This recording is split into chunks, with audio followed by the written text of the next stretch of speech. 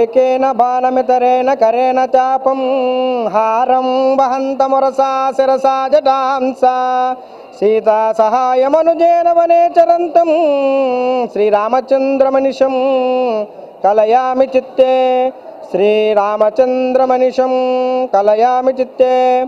జై శ్రీరామ్. మన ఉత్తరాంధ్ర ప్రసిద్ధ పుణ్యక్షేత్రమైనటువంటి విజయనగరం జిల్లా నెల్లిమర్ల మండలం శ్రీరామతీర్థం గ్రామంలో వేయించేసినటువంటి సీతా లక్ష్మణ సమేతుడే శ్రీ రామచంద్రస్వామి వారు త్రేతాయుగంలో ఇక్కడ వనవాసం చేసినట్లుగా ద్వాపరయుగంలో పాండవులు అరణ్యవాస సమయమున పాండవులు స్వయంగా స్వామివారి అర్చనాది కైంకర్యాలు చేస్తున్నట్టుగా మన క్షేత్రం ఆశ్చర్యం చెప్తుంది. ఈరోజు ముక్కోటి ఏకాదశి తెల్లవారుజామునే 3 గంటలకి స్వామివారికి బాలభోగం అర్చన కార్యక్రమం జరిగి 5 గంటలకి సుమారుగా స్వామివారికి ఉత్తర ద్వార దర్శనంగా స్వామివారు ఉత్సవమూర్తుల్ని ఊరేగింపుగా తీసుకొచ్చి భక్తులందరికీ కూడా దర్శన భాగ్యాన్ని కలిగించారు.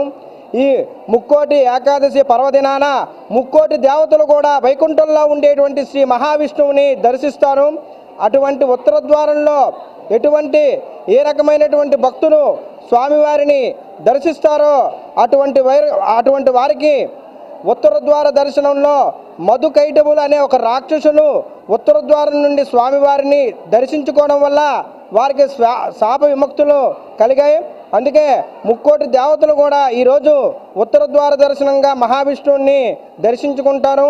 ఈ ఉత్తర ద్వార దర్శనంలో స్వామివారిని ఎవరైతే దర్శిస్తారో అటువంటి వారికి సంతానం కావలసిన వారికి సంతానం, వివాహం కావలసిన వారికి వివాహం, విద్య కావలసిన వారికి విద్య, ఆరోగ్యం కావలసిన వారికి ఆరోగ్యం కలుగుతుంది.